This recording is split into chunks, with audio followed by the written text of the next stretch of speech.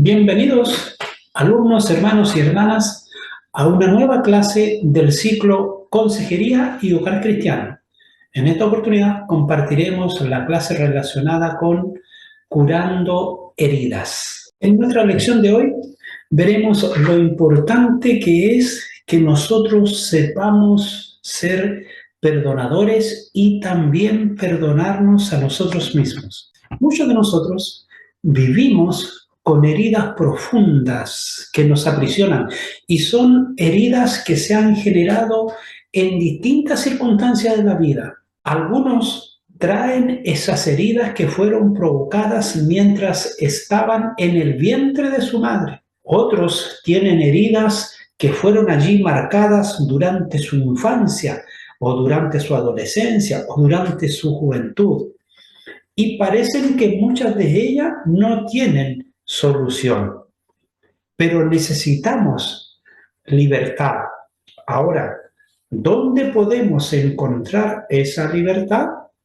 Porque ciertamente que como familia, componente e integrantes de un hogar cristiano, nosotros somos llamados al ministerio de la reconciliación. Pero ¿cómo vamos a ir nosotros a darle reconciliación a otro con Dios si nosotros llevamos heridas por dentro? Y muchas veces, sabiendo que las tenemos, no queremos buscar la solución. Ahora, lo interesante es cómo nosotros podemos enfrentar estas heridas que nos causan. Ahí dice la palabra del Señor en Primera de Pedro, capítulo 4, verso 8. Y sobre todo, tened entre vosotros ferviente caridad, porque la caridad cubrirá multitud de pecados. Y en este sentido, hay que ser también muy claro, muy franco, muy honesto, muy veraz.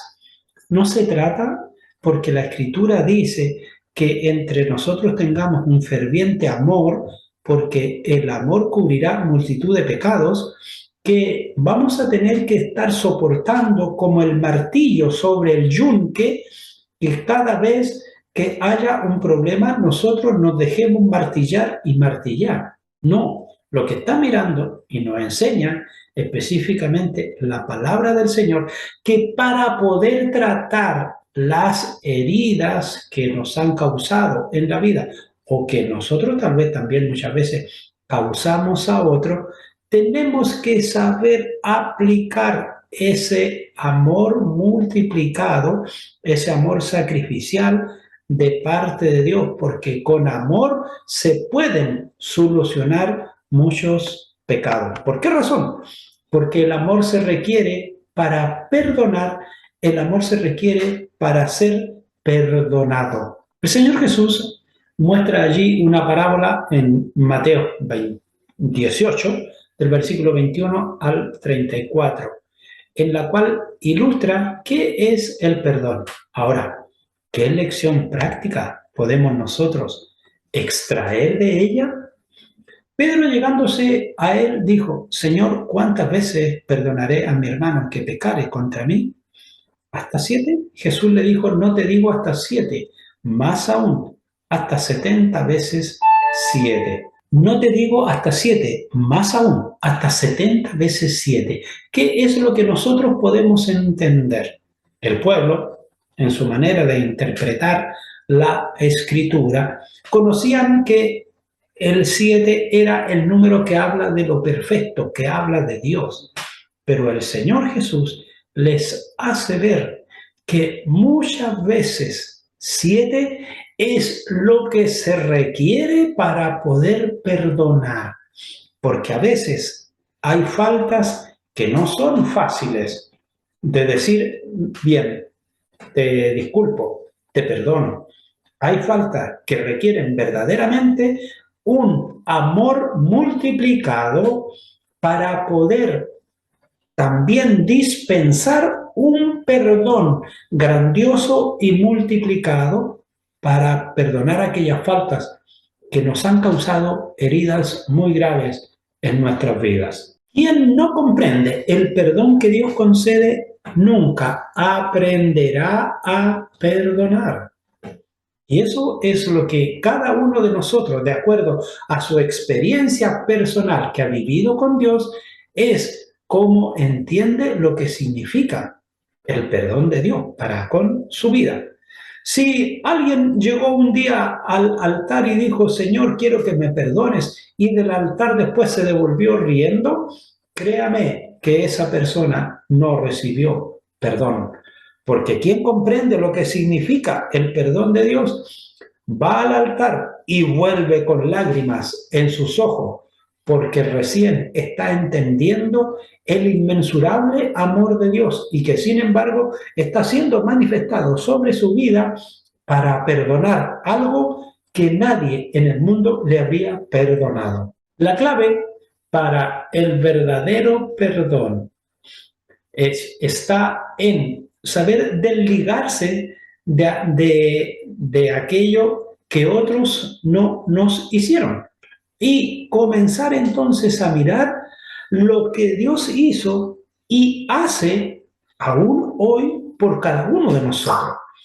Hay muchos creyentes que piensan que el perdón de Dios fue solamente durante el tiempo que estaban sin Cristo, pero que ahora que están con Cristo, hubo un perdón y no vuelve a haber perdón. Pero cuán grave error, porque el perdón que Dios dispensa para cada uno de nosotros es un perdón permanente y activo. Cada vez que nosotros doblamos nuestra rodilla y confesamos una falta y damos cuenta de algo, Dios viene y a través de la obra hecha por su Hijo Jesucristo, perdona nuestras faltas. Cuando no perdonamos a los demás, por más perjuicio que se pueda tener, el mayor perjuicio es vivir mal con uno mismo y con los sentimientos propios. ¿Por qué? Porque empezamos a cuestionarnos. Lo que tenemos que hacer es descansar, tal como nos enseña allí en Nehemías, capítulo 3, versículo 14. Tenemos que abrir la puerta del muladar, tenemos que abrir la puerta de la basura y echar fuera de nosotros todas nuestras suciedades. El perdón tiene un precio. El perdón lleva tiempo y trabajo. Tiene un precio. ¿Cuál es ese precio? Ese precio que fue pagado una vez y para siempre, la sangre de Cristo Jesús. ¿Y lleva un tiempo? Sí, porque hay faltas que no se perdonan con un simple apretón de mano. Hay cosas que requieren mucho tiempo para poder recuperar la confianza perdida y requiere también mucho trabajo de reconciliación. Perdonar involucra reconocer y lidiar con la forma en que usted fue herido. Optar por no vengarse o hacer sufrir a la otra persona. Así como abandonar su propia ira. Abandonar no significa que usted olvidó, sino que eso lo libera para que usted sea curado. El perdón visto desde el punto de vista psicológico y social es un recurso que regula las relaciones humanas, pero visto ahora desde la presentación de la Escritura, de la palabra de Dios, el perdón es aquel medio por el cual el soberano Dios creador nos brinda a cada uno de nosotros paz, reposo, descanso, liberación de todas nuestras aflicciones, dudas y temores que invaden nuestra mente y no nos dejan mantener la paz con el Creador como con nuestro prójimo. No perdonar es mantener el papel de la víctima, lo que no permite verdaderamente el crecimiento. Muchas veces hombres y mujeres mantienen ahí un clavito que les molesta en su talón y no lo quieren botar, no lo quieren botar. ¿Por qué razón? Porque hay raíces de amargura. Y una de las cosas que impide el verdadero perdón precisamente es ello, esas raíces que se generan a causa de la situación vivida. Por ejemplo, un hijo que fue maltratado y eso crea contra su padre o contra su madre una raíz de amargura y de dolor. Y luego llega al conocimiento del Evangelio, tiene esa vivencia personal con Dios a través de su Espíritu Santo, pero sigue todavía manteniendo ese rencor del pasado, esas heridas del pasado. Por lo tanto, no es posible vivir todo el tiempo con esa ira, con esas heridas, con ese rencor, porque mantiene una situación del pasado que ejerce influencia sobre el presente y le compromete el futuro. Miremos nosotros cómo era la tierra cuando salió de las manos de Dios el Creador. Y encontramos muy bien la expresión que dice Génesis 1:31. Y vio Dios todo lo que había hecho, y he aquí que era bueno en gran manera. Y fue la tarde y la mañana el día sexto. Todo lo que Dios creó fue bueno en gran manera. Y por sobre todas las cosas, la corona de la creación, el hombre, hecho a su imagen y a su semejanza. Tú y yo fuimos creados a la imagen y la semejanza de Dios. Por lo tanto, cuando tú piensas que el Creador puso su dedo sobre tu vida, también tienes que pensar, ¿cómo es posible que tu vida se ensucie por pecado? Y además el Dios eterno provee un camino para el perdón y para la restauración. Cristo, el Señor.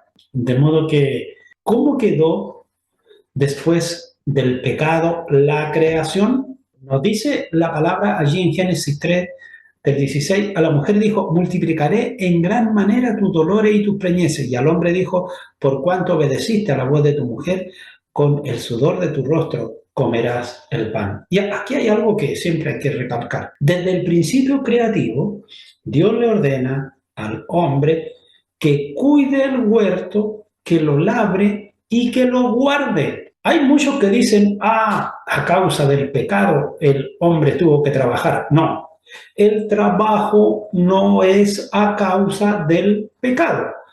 Antes, en el tiempo de la inocencia, el hombre trabajaba, guardaba, labraba el huerto. Después de haber desobedecido al Dios eterno, se le dice al hombre que ahora él iba a sentir verdaderamente la cuota del esfuerzo para poder ganarse el pan, para poder tener su sustento. Y de igual manera también a la mujer que con dolores soportaría y sobrellevaría su embarazo. Es decir, aquello que Dios había creado, bueno, en gran manera fue a causa de la imprudencia del hombre, de ese despertar de su curiosidad que lo llevó a sobrepasar los límites de lo establecido por Dios. ¿Y qué trajo eso como consecuencia? Lo vemos ahí en Romanos 6:23, porque la paga del pecado es muerte, refiriéndose a esa vida que el hombre tenía junto con Dios. Pero a causa del pecado vino entonces la muerte sobre la vida del hombre, pero que la dádiva del Dios eterno en Cristo Jesús, Señor nuestro. Ahora, porque la paga del pecado es muerte, mas la dádiva de Dios es vida eterna en Cristo Jesús, Señor nuestro. A causa del pecado, el hombre entonces conoce la muerte, pero el Dios mismo, en su soberanía, dispone de una solución al pecado del hombre, y es Cristo Jesús, para que a través de él haya vida eterna. Si el primer pecado consistió en la desobediencia a Dios, que ocurrió cuando Adán y Eva estaban lejos el uno del otro, el distanciamiento de la pareja también provocó acusaciones. Cuanto más cerca estén uno del otro, mejor sabrán enfrentar las dificultades la pareja. Y esto hay que entenderlo muy bien. No significa porque dos personas viven bajo un mismo techo estén muy cercas. Hay veces que viven bajo un mismo techo, pero viven tan separados como el oriente del poniente o como el norte del sur. Lo interesante es vivir bajo un mismo techo, pero a su vez también mantener una relación, una comunicación, una conversación que les permita solucionar sus conflictos y saberse perdonar mutuamente. ¿Qué era necesario para restaurar el desequilibrio generado a causa del pecado? Pues nos señala muy bien allí Mateo 26-28, porque esto es mi sangre del nuevo pacto, la cual es derramada por muchos para remisión de los pecados.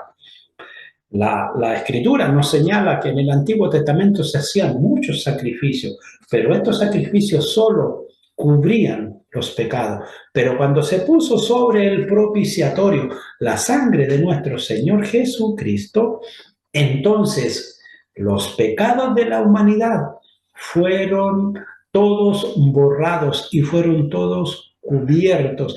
Y dice la Escritura que no se acuerda más el Creador de nuestros pecados, porque la sangre de nuestro Señor Jesucristo es la que te perdonó a ti, a mí y a todo el mundo.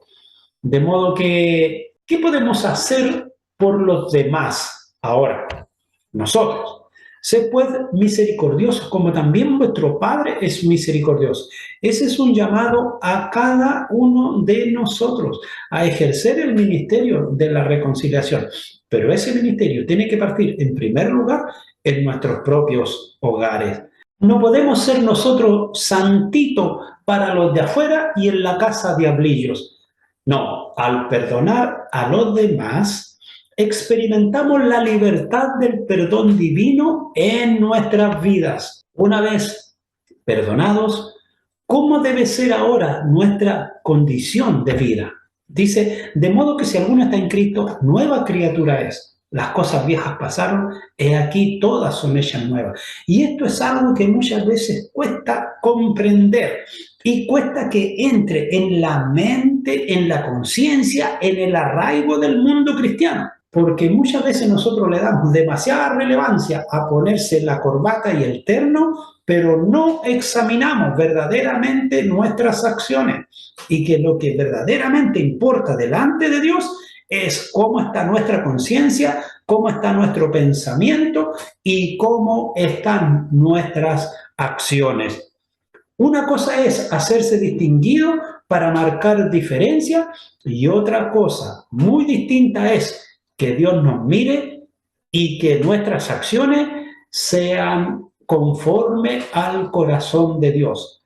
Nosotros hablamos muchas veces y decimos que David fue un hombre conforme al corazón de Dios. ¿Qué quiere decir eso? Que lo que David hizo en cualquier momento de su vida, cuando cometió pecado y cuando tuvo actos de contrición, esos fueron agradables a la voluntad de Dios y recibió perdón de parte de Dios. Eso es un corazón conforme al corazón de Dios. Y eso es lo que muchas veces nos falta a cada uno de nosotros, que nuestros actos, que lo que nosotros hacemos, cómo colocamos nuestra conciencia, nuestra voluntad delante de Él, sea aceptable ante la voluntad, sea agradable ante la voluntad de Dios. La culpa es extremadamente destructiva. Hay personas que dicen, no, sí, yo perdoné y ya no me acuerdo más.